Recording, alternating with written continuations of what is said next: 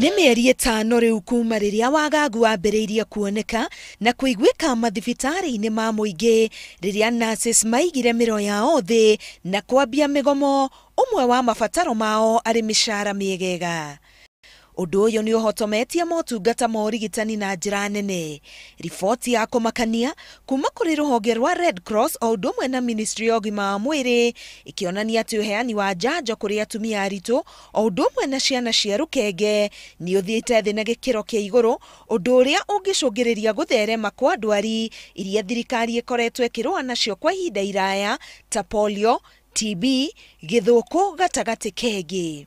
You know, in this day and age, in the 21st century, it will be very sad, CS, that we are losing some of the gains that we had made as a country. And it is not right for us to put our country at a crossroad, in spite of all that is happening around us.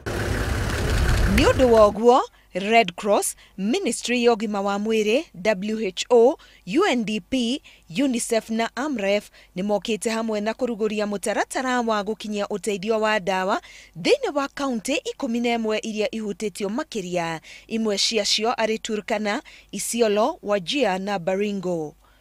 That is immunization, looking at nutrition, antenatal care, postnatal care for our mothers, and also being able to provide outpatient services for our people.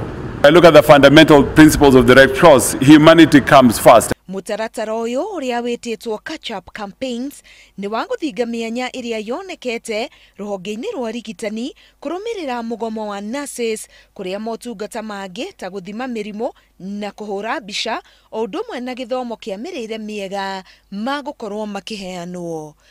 Ngĩribotera Inooro TV, Getwo Karo Kenyugo Mwaura.